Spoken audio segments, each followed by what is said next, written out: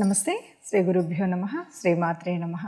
ఆదిత్యాయ చ సోమాయ మంగళాయ బుధాయ గురు శుక్ర శనిభ్యే రాహవే కేతవే నమ.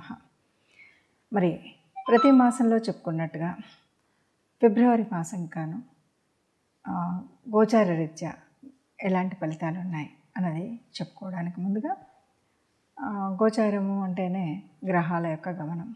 ఇందులో కొన్ని మందంగా చరించేవి, కొన్ని అతివేగంగా చరించేటువంటి గ్రహాలు ఉన్నప్పటికీ ఈ గ్రహాల గమనం మీద మన జన్మజాతకంలో ఉన్నటువంటి గ్రహాలు కాకుండా అప్పటికప్పుడు ఈ గ్రహ సంచారం వల్ల కలిగేటువంటి ఫలితాలు ఎలా ఉంటాయి, దీనివల్ల మనకు అంటే ఒక ఉద్యోగం కానీ, వ్యాపారం కానీ, లేదు సంతాన విషయంలో, వివాహ విషయంలో, అనుబంధం విషయంలో, సామాజిక విషయాల్లో ఎలా ఉంటుంది అన్నది, ఇవన్నీ ఎలా ఉంటాయి అంటే ఆ గ్రహాల యొక్క దృష్టిని బట్టి, ఆ గ్రహాల యొక్క యుతిని బట్టి, ఆ గ్రహాలు ఉండేటువంటి రాశిని బట్టి, ఇలాంటి పరిస్థితులను బట్టి మనకు వచ్చేటువంటి ఫలితాలు ఉంటాయని చెప్పచ్చు.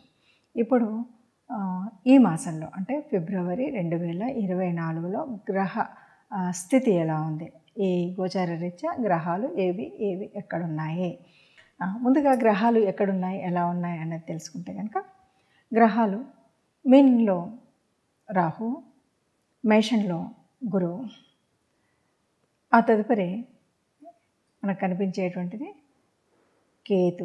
కేతువు మనకి కన్యలో కనిపిస్తే, తదుపరి మరి దాదాపు అన్నీ కూడా మకరంలో ఉన్నట్టుగా ఉంటాయి.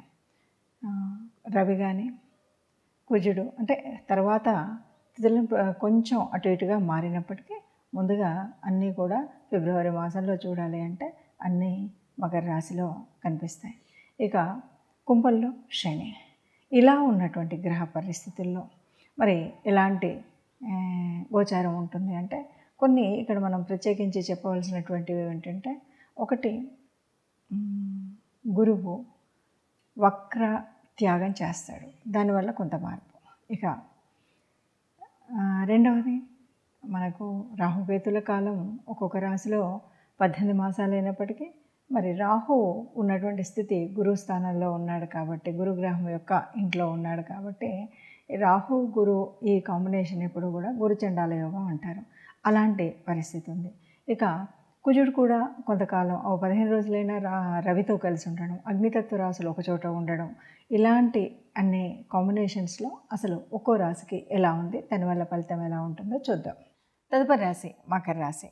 మకర రాశి వారికి కనుక చూసినట్టయితే రాశిలో ప్రస్తుతం దాదాపు 4 గ్రహాలు ఉన్నాయి.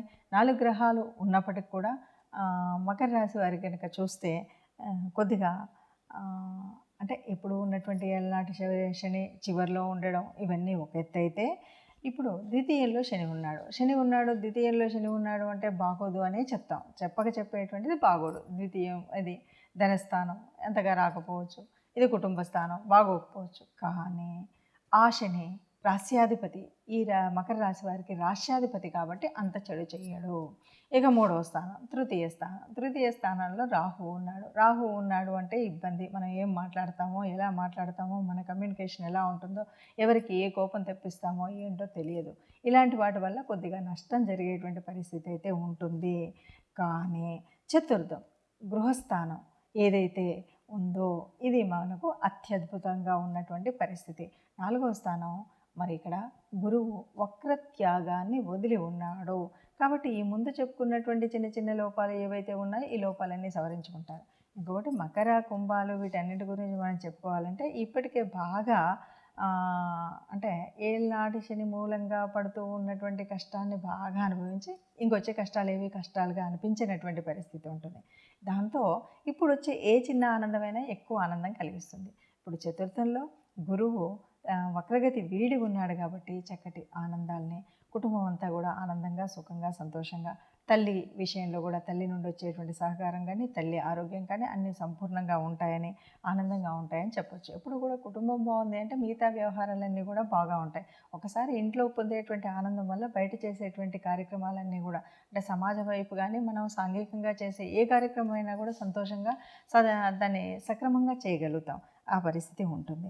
ఇక దీంతోపాటు 9 భాగ్యస్థానంలో కేతువు ఉన్నాడు. ఇది పూర్వపుణ్యస్థానం కదా అండి. ఇక్కడ భాగ్యస్థానంలో కేతువు ఉన్నాడు అంటే చక్కగా పూజలు, దైవీ సంబంధమైనటువంటి కార్యక్రమాలు, దేవత ఆరాధనలు, పుణ్య కార్యక్రమాల్లో పాల్గొనడం, తీర్థయాత్రలు సందర్శించడం, మొత్తంగా మోక్షం పొందడానికి చేసేటువంటి అన్ని రకాల ప్రయత్నాలు సవ్యంగా సాగుతాయి. మోక్షానికి సంబంధించినటువంటి అన్ని కార్యక్రమాలు చక్కగా చేయగలుగుతాం. ఏ కార్యక్రమం అంటే ఒక తీర్థయాత్రకు వెళ్ళాలంటే ఏ అడ్డు ఆపు లేకుండా, ఏ కష్టం నష్టం లేకుండా హాయిగా వెళ్తాం. పూజా కార్యక్రమాలు కూడా సరి అయిన విధానంతో చేయగలుగుతాం. సరి అయినటువంటి సంతృప్తిని పొందేటువంటి స్థితి ఉంటుంది. మొత్తంగా మకర రాశి వారికి చెప్పాలి అంటే ముందు మీద మంచి కాలం అనే చెప్పొచ్చు. ఆర్థిక వ్యవస్థలో చాలా బాగుంటుంది. కానీ అవి వచ్చినటువంటి డబ్బు కొద్దిగా నిలువ ఉండకుండా ఎప్పటికప్పుడు ఖర్చు అవుతూ ఉంటుంది. ఈ విషయంలో కొద్దిగా జాగ్రత్త తీసుకోవాలి. అలాగే మాట్లాడేటప్పుడు మాట తీరు కొద్దిగా మన ఆధీనంలో కనుక మన నాలుక ఉన్నట్టయితే సరి అయినటువంటి స్థితిలో ఉంటుంది. దానివల్ల ఇబ్బందులు కలగకుండా సమాజంతో కమ్యూనికేషన్తో చక్కటి స్థితి ఉంటుంది. మొత్తం మీద ముందు కాలం కంటే చాలా బాగుంటుంది మకర రాశి వారికి అని చెప్పచ్చు. ఎందుకు అంటే మనకి ఇది గోచార రీత్యా మాత్రమే మనం చెప్పుకునేటువంటి పరిస్థితి. మీకు మీ జన్మజాతకంలో ఎలా ఉందో ఆ గ్రహాల యొక్క స్థితిని బట్టి, ఆ గ్రహాల నడుస్తున్న దశను బట్టి, నడుస్తున్నటువంటి అంతర్దశను బట్టి, అంతేకాదు గ్రహాల యొక్క యుతి, దృష్టి, వీటన్నింటి యొక్క ప్రభావం ఉంటుంది. ఇవన్నింటిని దృష్టిలో పెట్టుకుంటే తప్ప మనకి ముందుకు వెళ్ళలేము. కాబట్టి ఏదో ఇలా చెప్పారు కాబట్టి ఇంకా నాకేమీ అంత అంటే ఏదో కుజుడు నాకు నిజస్థానంలో ఉన్నాడు, కుజుడు శత్రువులతో కలిసి ఉన్నాడు, ఇలాంటి భావన మాత్రం అస్సలు పొందకండి. ఇదంతా కూడా కేవలం 30-40% గోచార రీత్యా ఉండేటువంటి ఫలితం ఉంటుంది. ఈ 30-40% ఉన్నప్పుడు మరి ఎందుకు చెప్పుకోవాలి అని అనకండి. ఎందుకు చెప్పుకోవాలంటే ఈ 30-40% అయినప్పటికీ కూడా మనకు ఈ నెల రోజులు ఆ ఇబ్బంది కూడా ఉండకుండా ఉండాలంటే రాబోయేటువంటి ప్రమాదం ఏంటి, రాబోయేటువంటి లాభం ఏంటి, రాబోయేటువంటి స్థితి ఏంటి, రాబోయేటువంటి ఈ స్థితిగతులను తెలుసుకొని దానికి కావాల్సినటువంటి దేవత ఆరాధన కానీ, గ్రహ అనుకూలతకు చేయవలసినటువంటి పనులు కానీ, పూజలు కానీ చేసుకుంటూ, లేదు కోపాన్ని కాస్త నివారించుకోవడం, లేదు ప్రయాణం చేసేటప్పుడు కాస్త తగు జాగ్రత్తల్లో వెళ్ళడం, ఇలాంటివన్నీ నిర్ణయాలు తీసుకుంటాం. కాబట్టి ఈ నిర్ణయాల కోసమే మనం ముందు జాగ్రత్తగా ఈ విషయాలు చెప్పుకుంటూ ఉంటాము. అలా చెప్పుకుంటూ మరి ఏం పరిహారాలు చేద్దామో చూద్దాం.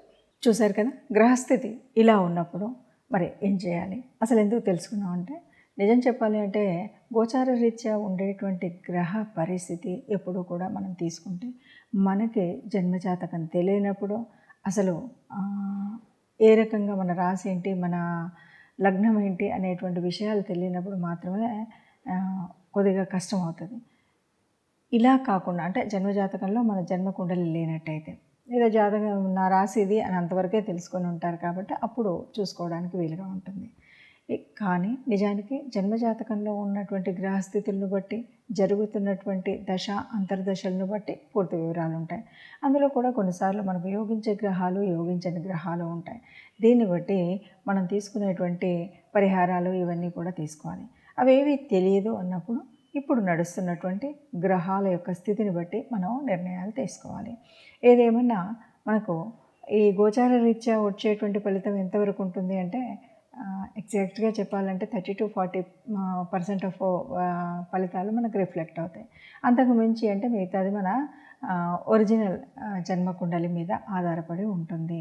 మరి ఇలా ఉన్నప్పుడు ఏం చేయాలి అంటే తప్పనిసరిగా ఇందులో కూడా మనం తీసుకోవాల్సినటువంటి నిర్ణయాలు తీసుకోక తప్పదు. ఎందుకంటే ఏ కొంచెం గోచార రీత్యా వచ్చినటువంటి మార్పుల వల్ల జరిగేటువంటి ఏ కొంచెం చెడునైనా తట్టుకోకుండా మనం హాయిగా ఆనందంగా ఉండాలంటే తప్పనిసరిగా కొంత పరిహారం, గ్రహ పరిహారం కానీ, లేదు దేవత అనుగ్రహం పొందడం కోసం దేవతారాధన కానీ చేయడం అనేది మర్చిపోకుండా ఉండాలి.